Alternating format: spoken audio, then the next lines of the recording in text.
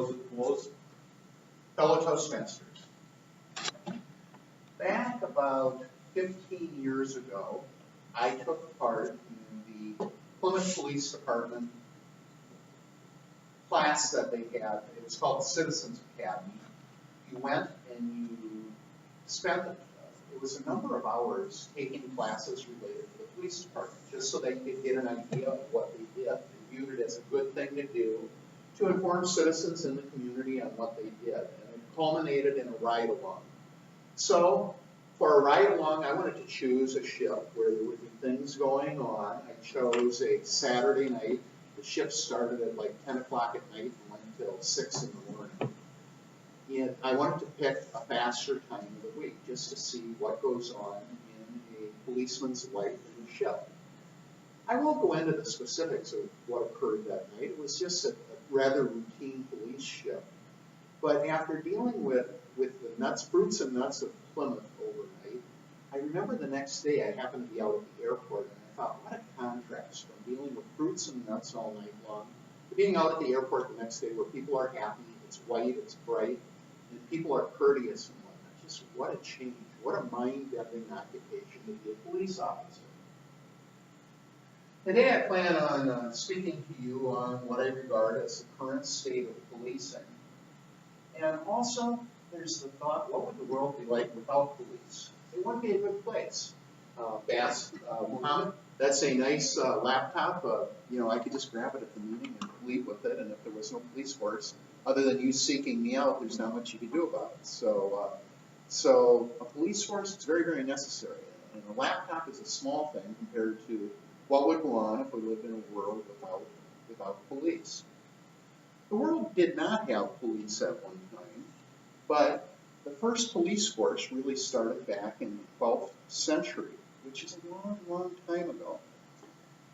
You may possibly have heard over in Spain of a pilgrimage route called Santiago de Compostela.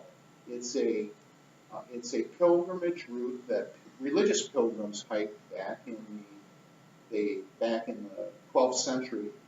And it continues to this day to be a popular hiking trail. You might bump into people who go over there. Now it's not as much a religious pilgrimage as it is a hiking trail. People just go and hike it.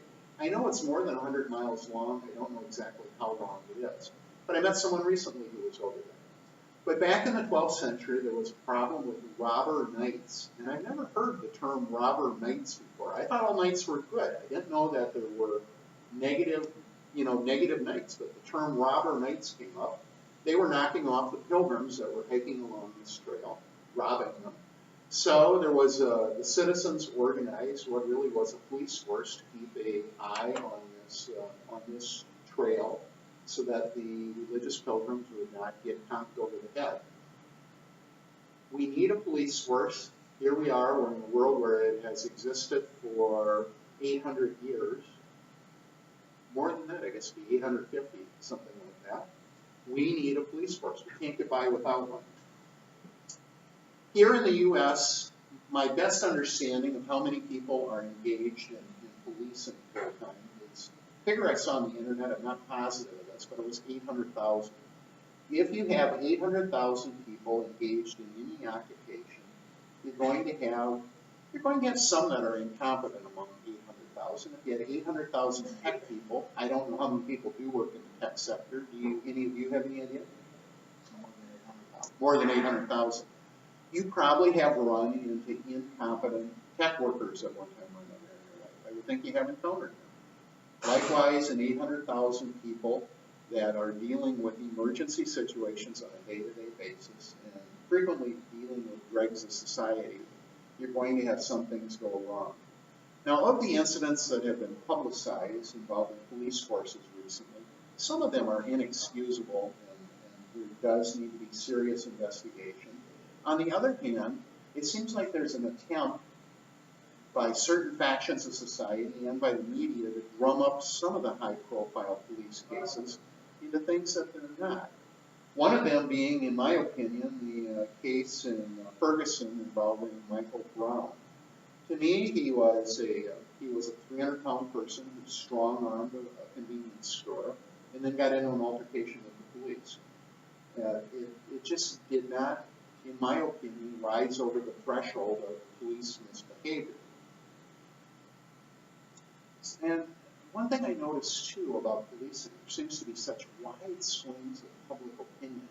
They're either heroes or they're villains if you look back at the last 20 years or so. After September 11th, police officers, firefighters, paramedics were really, really viewed in society as excellent and above any fray.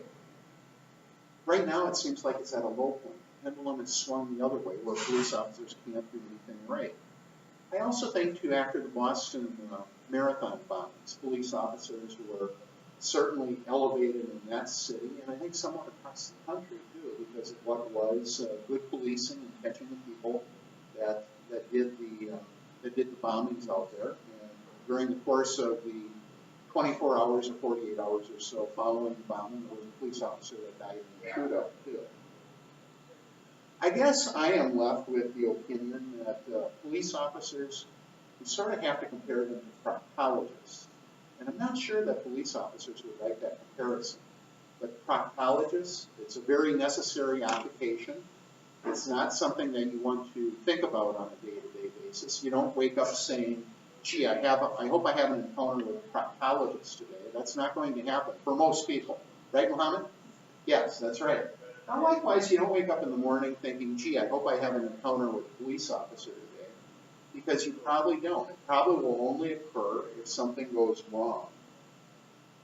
Out in Baltimore right now, in my opinion, the charges that have been brought against the 6 police officers, it seems to me like it was highly premature and was emotionally charged, because at this point, what do we know that went wrong? What we know with high probability right now is that the individual that was put into the paddy wagon was not seat belted when he was put in, and that should occur. I think it's likely that it will turn out that the guy was simply in the back thrashing himself around, hit into the bolt that was on the wall, and ended up with the spinal injuries as a result of that.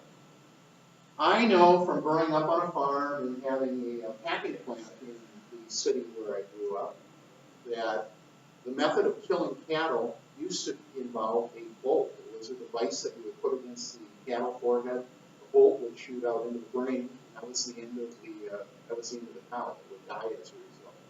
I think that will be the likely cause. Now, when it comes to our police force, do we need to police our police force? Yes, we do. We need to keep an eye on what goes on and make sure that overall they offer a high quality service. We need to do that. But right now, the point at which the pendulum has swung, in which public opinion seems to be highly against the police, I don't think that's right either. We need a happy medium somewhere between the police are perfect and somewhere between the police are terrible, somewhere in the middle. That's my opinion. It certainly is the topic of the day as to what is going on. We live in a world where we need a police force, whether it be the police force that I experienced in doing right along with the Plymouth Police Department, or whether it be the police forces that you hear of in high-profile cases that are going on right now. We need a police force in order to maintain order. It is a respectable profession.